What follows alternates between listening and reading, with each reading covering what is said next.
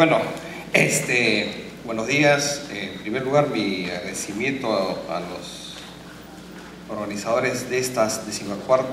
decimocuarto CEPIA por haberme invitado a presentar la ponencia de balances sobre el tema de seguridad alimentaria.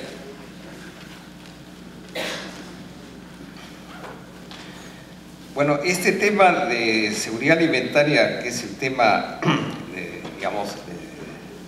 una forma, digamos, de pensar el tema del hambre,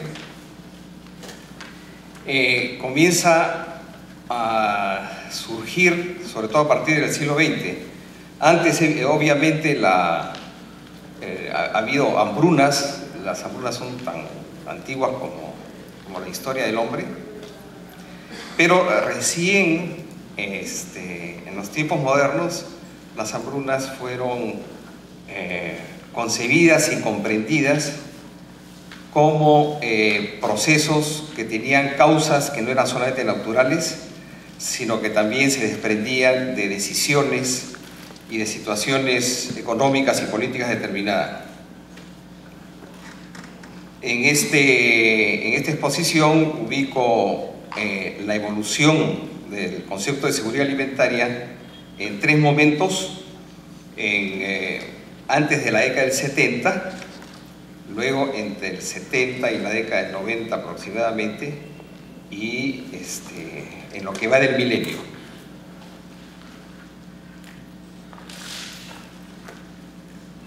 De lo que he encontrado sobre el tema, porque es un balance sobre los estudios realizados básicamente en el Perú sobre seguridad alimentaria, y la verdad es que no he encontrado demasiadas cosas, ¿no? No es fácil hacer un balance cuando no hay una masa crítica suficiente de estudios, de investigaciones, de conocimiento acumulado que permite analizar enfoques, perspectivas analíticas diferentes, acumulación de conocimientos, etc. Así que en buena parte creo que el encargo del CEPIA tiene como uno de sus propósitos más bien interesar al colectivo del CEPIA, al colectivo académico, a introducir en su agenda de investigaciones un tema como la seguridad alimentaria, que, como veremos, es de suma importancia. Para situar un poco el tema, cito a un trabajo de Alejandro Shechtman y Manuel Chiriboga, que tratan de comparar la crisis alimentaria que hubo a comienzos de la década del 70 con el periodo de elevación de precios entre el 2007 y 2008. En ambos casos, en ambos periodos, hubo serios fenómenos climáticos, hubo alzas sin precedentes de los precios. Los precios del petróleo y de los agroquímicos subieron muchísimos, hubo protestas sociales, pero la crisis de los 70 fue superada. Uno de los factores, digamos, que contribuyó a la superación de esta crisis de escasez de alimentos y preocupación, digamos, de crecimiento de la población fue la Revolución Verde. Entonces la pregunta es si ¿qué es lo que puede en esta última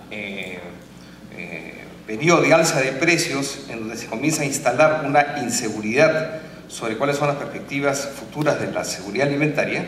¿no? ¿Cuál puede ser el desenlace? ¿Cómo resolver estas crisis que luego, a partir del 2010, nuevamente se alza el precio de algunos alimentos, y los organismos internacionales que siguen el tema están viendo que en realidad la tendencia a la elevación de los precios y es se puede considerar como una tendencia de mediano y largo plazo? Sobre esto también vendremos, regresaremos más adelante. Bueno, el tema es que en los últimos años, al alza de los precios de los alimentos, se suman otras razones que preocupan. Uno es el tema del cambio climático y la incertidumbre sobre la producción de alimentos, de cómo afectará la producción de alimentos, la elevación del precio del petróleo y otros hidrocarburos, la competencia de los agrocombustibles, o sea, hay una competencia por el uso de las tierras cada vez más hacia agrocombustibles, insumos para agrocombustibles, que van limitando las áreas para la producción de alimentos. La imperfección de los mercados es otro de los temas importantes que interviene en esta situación internacional sobre la inseguridad alimentaria o las incertidumbres alrededor de la seguridad alimentaria, la existencia de oligopolios, las reacciones proteccionistas de los estados exportadores cuando ocurren situaciones de estrés, el fenómeno relativamente reciente y que está en curso del land grabbing, o sea, del acaparamiento de tierras de estados que compran tierras a otros estados para garantizar para sí su propia seguridad alimentaria o la provisión de biocombustibles, o de corporaciones comprando a estados grandes extensiones de tierras. Y otro factor que vuelve más problemático el tema alimentario es el incremento de la demanda, ¿no? Entre la India y la China, que tiene más o menos el 36% de la población mundial, hay un fuerte crecimiento de la capacidad adquisitiva que se expresa en un mayor consumo de alimentos, pero también en una modificación de los patrones de consumo de alimentos en favor de algunos alimentos que exigen más recursos naturales para ser producidos y por lo tanto hay un mayor estrés sobre los recursos naturales.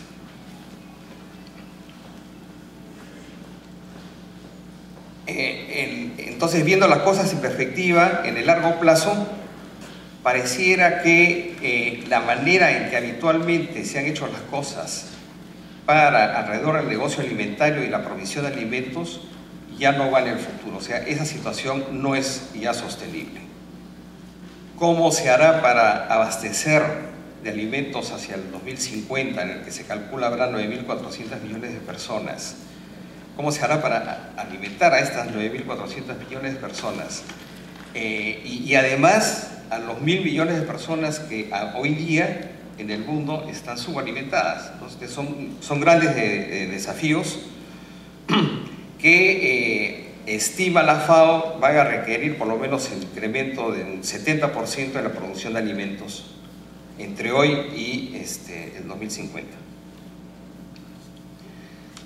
Bueno, luego de esta introducción, me parece útil presentar cómo se ha manifestado el problema de la seguridad alimentaria en el Perú, retrocediendo un poco en el tiempo.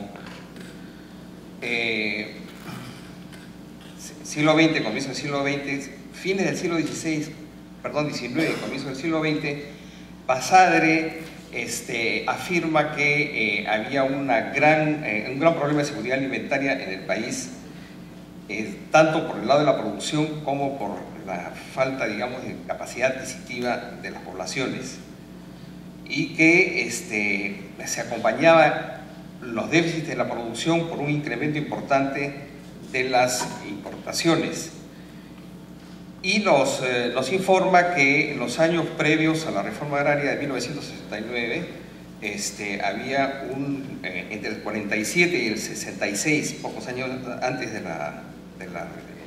reforma agraria, había habido una reducción en el consumo de calorías y proteínas. Y recién en el año 98 alcanza el promedio de consumo en el país, en 1998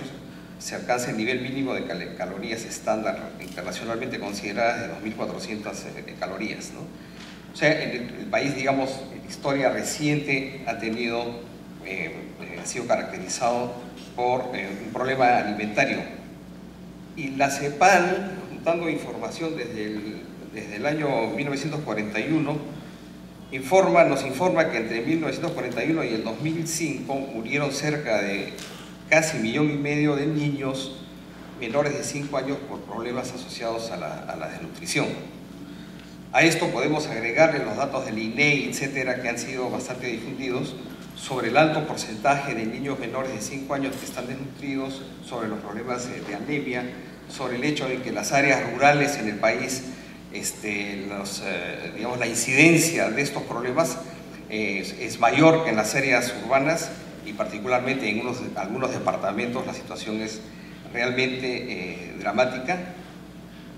El IFPRI, con sede en Washington, que todos los años establece un índice global del hambre,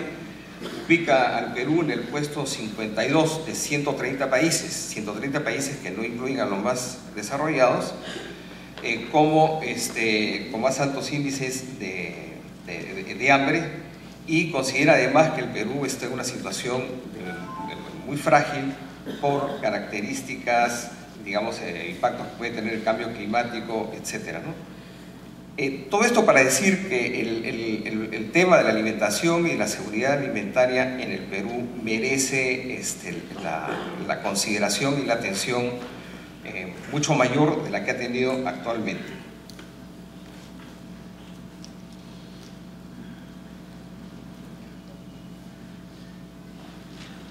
Bueno, mencionaba que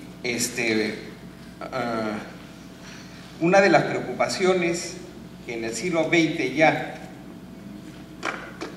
influye que en el entorno internacional se incorpore en la agenda pública el tema alimentario y la seguridad alimentaria, es que en el siglo XX hubo una serie de eventos de hambrunas, no solamente en Asia, en China, en Corea del Norte, no solamente en África, sino también en Europa, ¿no? Aunque ya esto en la primera mitad del siglo XX, en España murieron más de 200.000 personas luego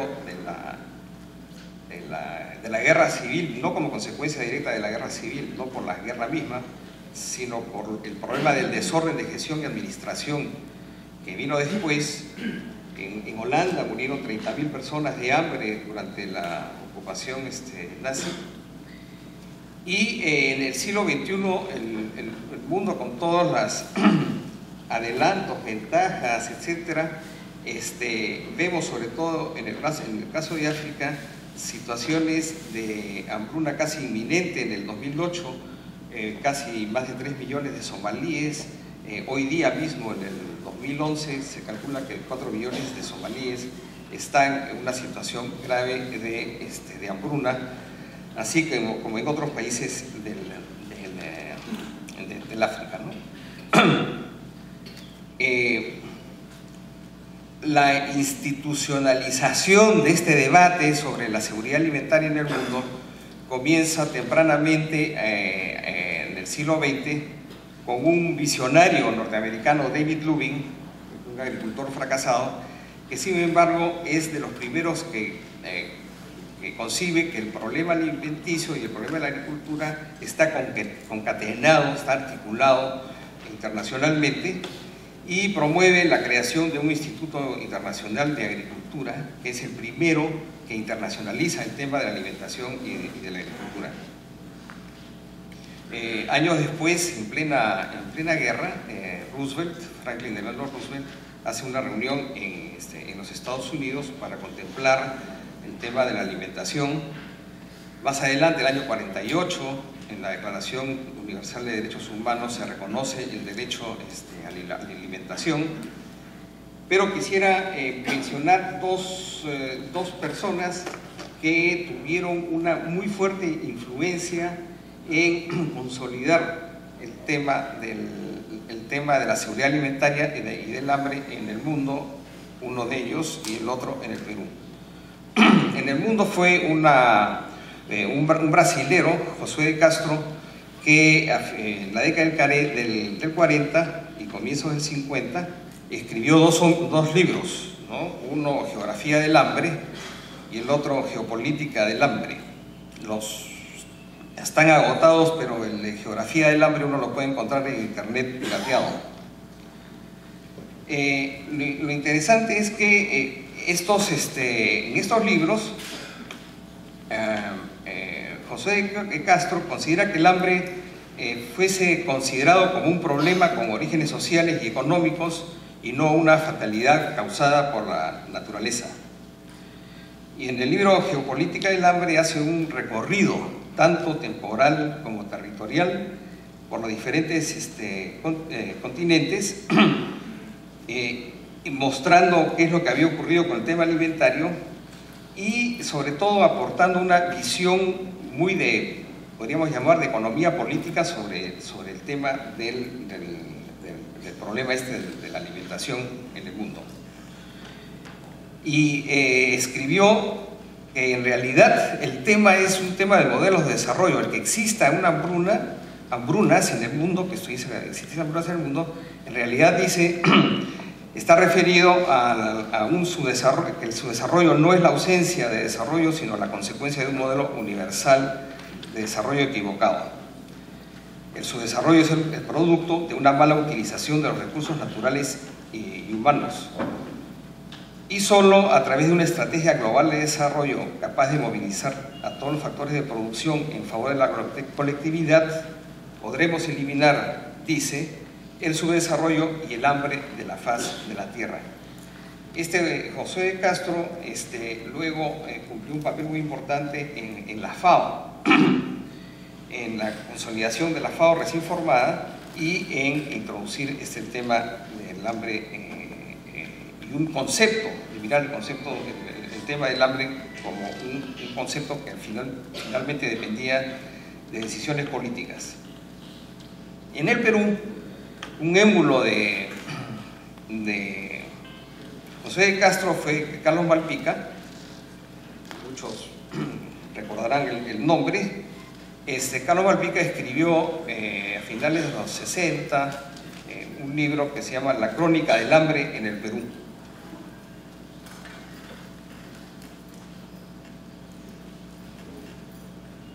En el que, siguiendo un poco el modelo del libro de José de Castro, hace un recorrido histórico y territorial en el Perú, desde la colonia, cruzando el virreinato y hasta la República, sobre la situación del hambre en nuestro país, y escribe el libro con el propósito de contribuir a crear conciencia sobre la aflictiva situación alimentaria de nuestro pueblo. Él se pregunta sobre las causas del hambre y atribuye que son, en el Perú, y atribuye que son dos las causas principales. Uno es un problema de producción, de atraso de la agricultura, un problema de producción,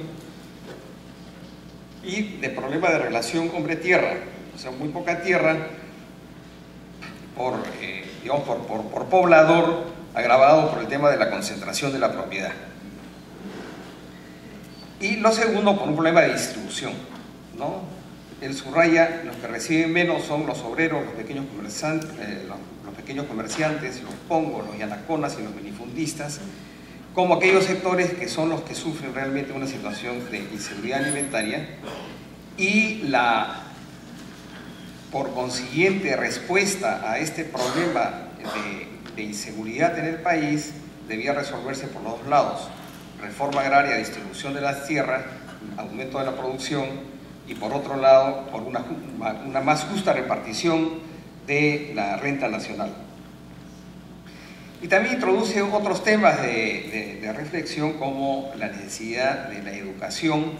para un buen uso de los alimentos. Ahora, quizá una de las partes más interesantes de la Crónica del Hambre, del libro de Malpica,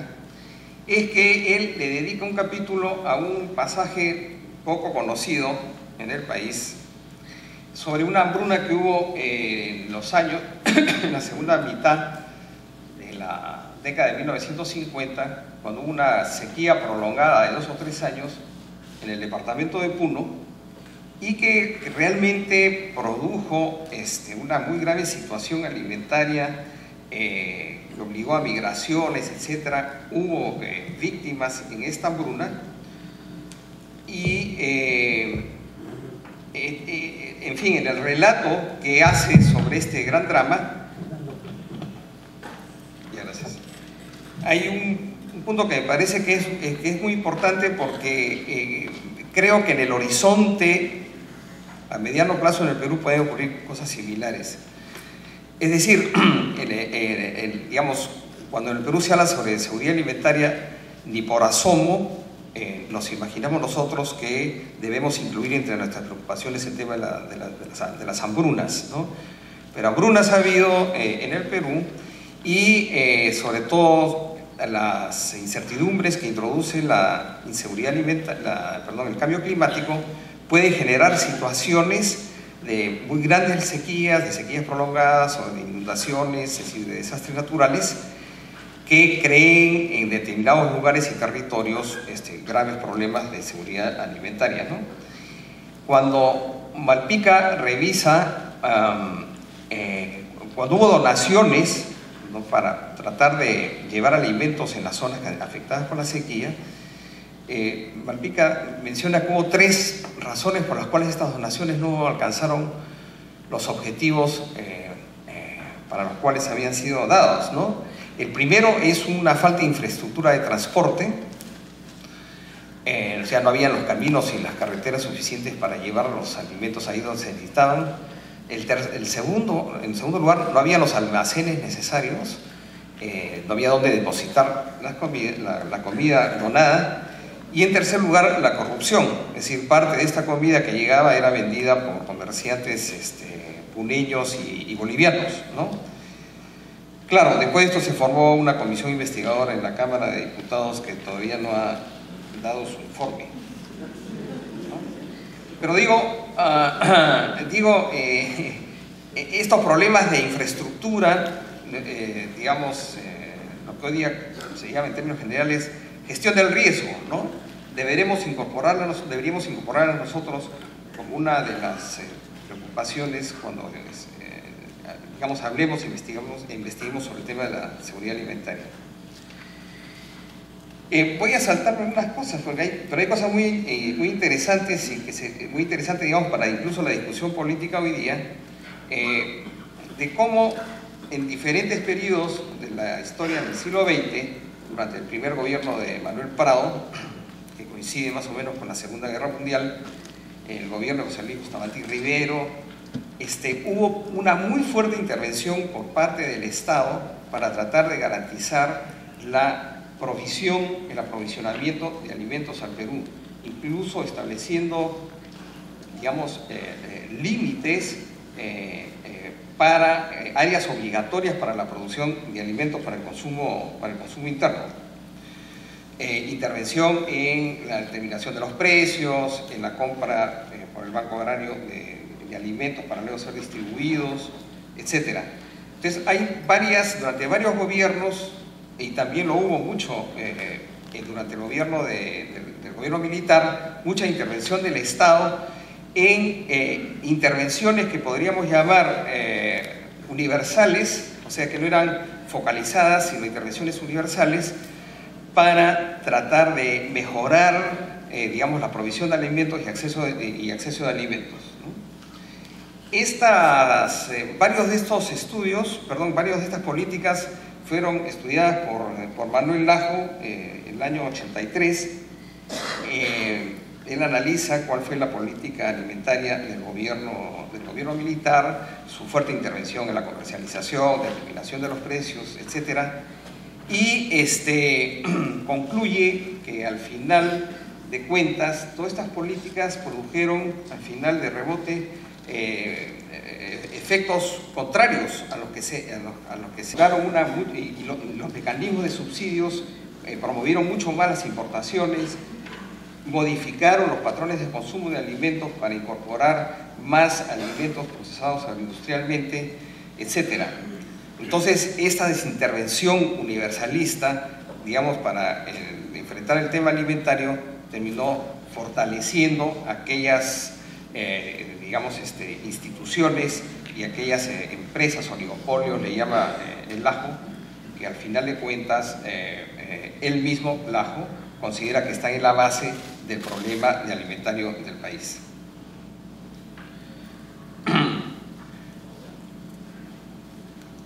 Ahora, a partir de la década del 70, hubo una preocupación, lo mencioné antes, internacional muy grande sobre el crecimiento de la población y el estancamiento de la producción. Hubo un debate sobre la vigencia del neomalthusianismo, ¿no? Hubo, como digo, la Revolución Verde, que alivió sobre todo en zonas de Asia y en otros países, y que se incrementó con estas variedades de alto rendimiento del maíz, del arroz, etcétera. Realmente logró enfrentar situaciones que eran muy críticas, pero es ahí donde la FAO comienza a intervenir ya de manera más decidida en los temas de seguridad alimentaria en el mundo. Hay una muy importante reunión en el año 1974 en el que la preocupación central era el tema de aprovisionamiento de alimentos, puesto de esa manera se está mostrando la inseguridad alimentaria en el mundo. Había pocos alimentos y una población creciente. Entonces, y descuidándose todo el tema del acceso, ¿no? Es decir, del problema de la pobreza, de la capacidad de consumo de las poblaciones. Toda la preocupación fue hacia la oferta. Hay que producir lo suficiente para tener una oferta. Pero ya hacia finales de la década del 70 y comienzos del 80, cuando hubo un incremento muy importante de la producción,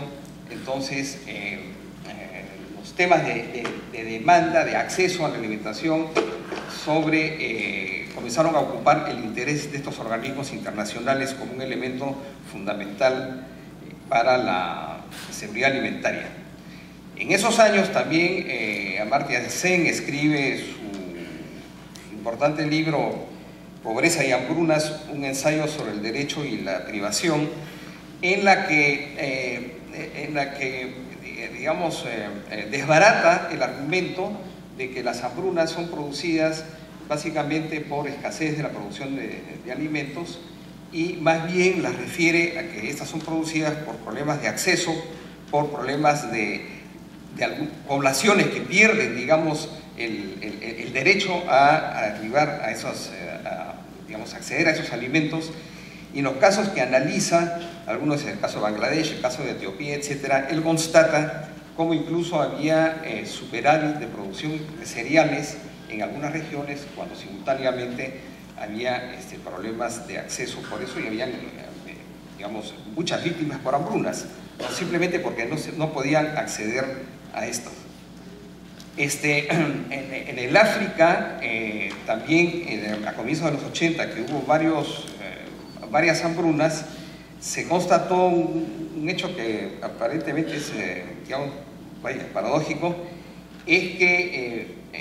víctimas, personas afectadas por la desnutrición, no se deshacían de sus activos para conseguir alimentos, sino se mantenían en un nivel de sobrevivencia sin deshacerse de sus activos, pensando en los medianos y largos plazos. O sea que la situación sería peor si es que se deshacían de sus activos. Entonces, digamos, la intervención de Sen, la revisión de varios de estas situaciones de hambruna, fueron complejizando el concepto de seguridad alimentaria que se estaba gestando en organismos internacionales, hasta que se llega el año 1996, en el que en una reunión en la cual acuden más de 180 países, también convocada por la FAO, se llega a una definición de seguridad alimentaria que veremos más adelante, ¿no? 10 minutos. Bueno, pasamos muy rápido, obviamente.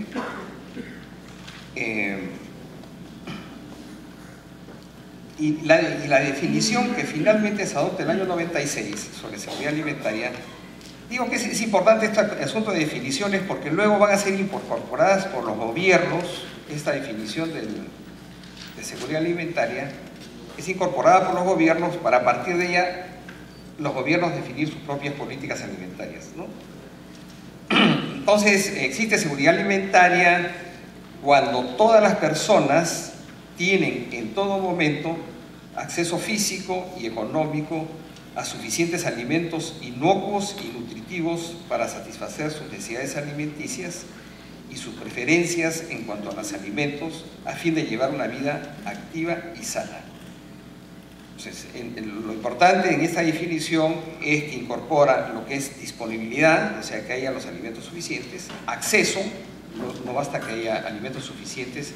sino que la población pueda acceder a ellos, uso, que estén bien utilizados estos alimentos para que alcance su máximo aprovechamiento nutritivo, estabilidad, es decir, que la provisión de alimentos sea estable,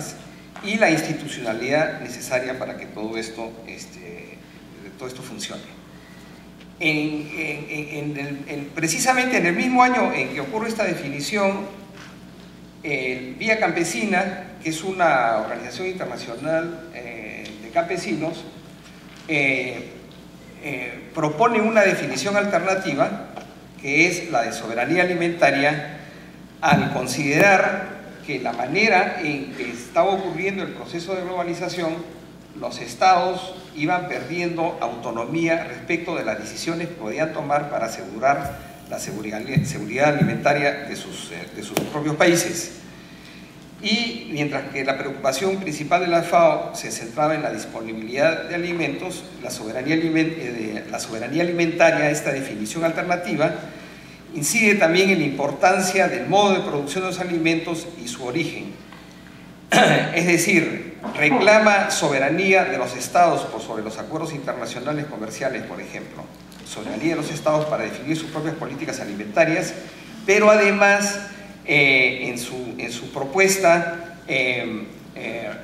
privilegia que la producción de alimentos debe recaer básicamente en lo que es la agricultura familiar, en una agricultura que es más orgánica, que rechaza los organismos genéticamente modificados, que postula que el agua debe ser un bien público. En fin, es una definición que no solamente atiende la necesidad de asegurar la producción de alimentos, sino también una forma de organización de la producción y una forma incluso de organización de la sociedad. Es una perspectiva, digamos, bastante campesina. Ahora, en contraste con esta complejidad del problema alimentario y de cómo ha ido discurriendo la discusión y cómo se ha ido complejizando la discusión en el mundo, puesto que la realidad misma iba mostrando que el tema de la seguridad alimentaria era algo muy complejo, en el Perú los estudios sobre seguridad alimentaria han sido relativamente recientes, y de lo que yo he revisado, yo trazo ahí una especie de inicio, un trabajo que hizo Carlos Amat y Dante Curonisi, que es publicado a comienzos de 1980 y que se basa en una encuesta nacional que se aplicó de consumo de alimentos, que se aplicó a comienzos de los años 70, y en donde el estudio es bastante interesante porque tiene todo un análisis y una reflexión sobre la familia como unidad económica, como un sistema de autoridad y de decisión, y está lejos simplemente de considerar a la familia como un ente homogéneo, como uno de los puntos, digamos, en el sistema, digamos, agroalimentario, sino como una especie de unidad que es heterogénea internamente, que decide internamente sobre la manera en que cada hogar define sus maneras de afrontar el tema de la seguridad alimentaria, y hace intervenir una serie de elementos, Amat y Curonisi, una serie de elementos culturales, por ejemplo, para explicar el comportamiento de los hogares respecto al tema alimentario.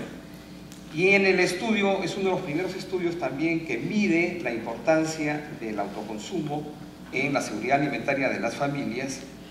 En un momento, esto como digo, comienzo del 72, en que en la sierra, por ejemplo, el 82% de la producción familiar se destinaba al autoconsumo. 5 minutos, vaya. Muy rápido, Lajo también a comienzos de los 80,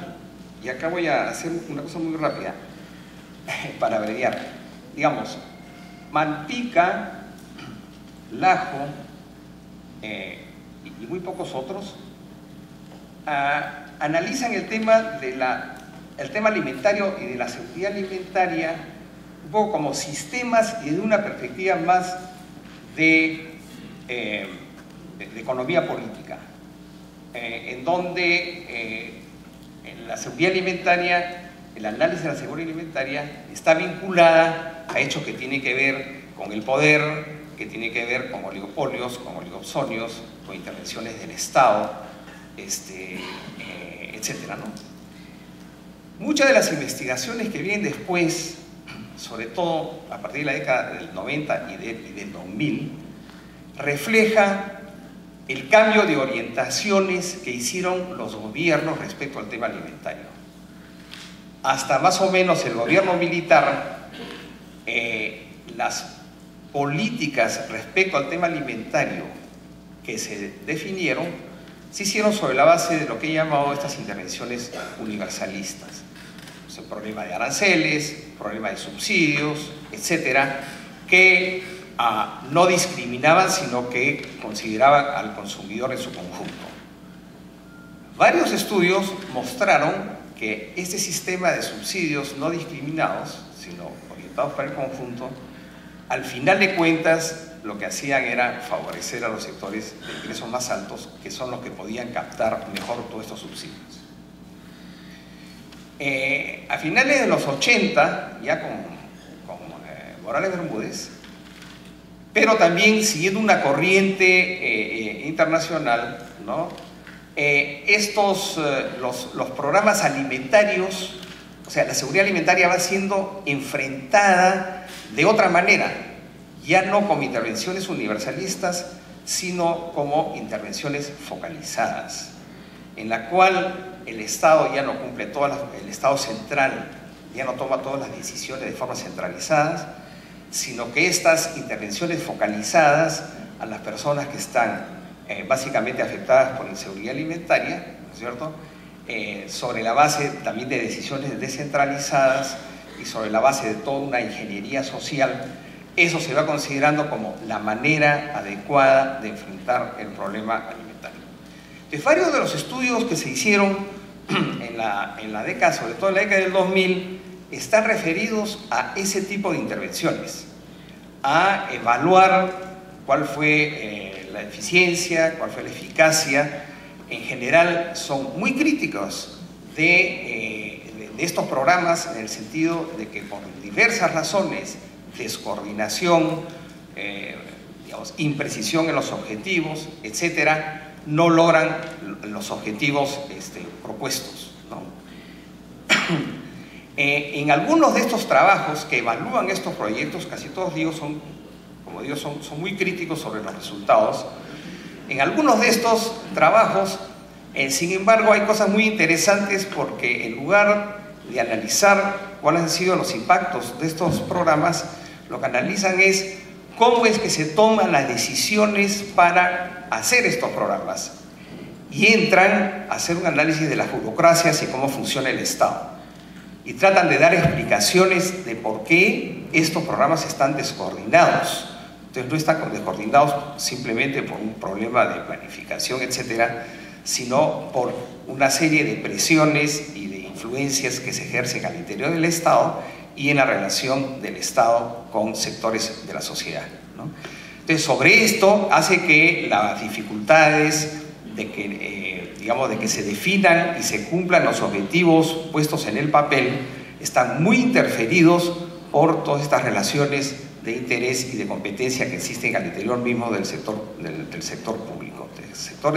Diferentes partes del sector público van creando sus propias clientelas en el exterior, en la sociedad, y los objetivos explícitos de estos programas se ven comprometidos por esta otra dinámica, no visible, que es la que operaría realmente. Fernando. Sí. En el texto podrán, claro, ver mayor abundamiento sobre esto. Y yo quiero culminar con dos reflexiones, ¿no? Una es que, viendo el problema alimentario en perspectiva, en donde, y a eso le dedico la parte final del texto escrito que tienen ustedes entre manos, tanto los informes de la FAO como de entidades científicas, digamos, no políticas, ¿no? Llegan a la conclusión, esto mirando escenarios futuros, llegan a la conclusión que el tema alimentario, digamos, está cruzado por múltiples dimensiones: el tema demográfico, el tema de la escasez de tierras, el tema energético, el tema del cambio climático, el tema de las amenazas a la biodiversidad, etcétera, etcétera. O sea, son múltiples dimensiones, y que además se ha convertido en un problema global, en el sentido de que no hay localidad que pueda abstraerse de esta multidimensionalidad y esta multinivel en que está, digamos, el fenómeno de la seguridad alimentaria. Entonces, esta visión compleja de la seguridad alimentaria, digamos, está muy distante de las preocupaciones que yo he podido constatar en los estudios que se realizan en el Perú sobre el tema. Como repito, fuera de algunos estudios de hace varios años que pretendían dar una visión más de la seguridad alimentaria como parte del problema de la economía, de la política, del problema de las estructuras del país, del problema de los modelos de desarrollo, del problema de las exclusiones, etc.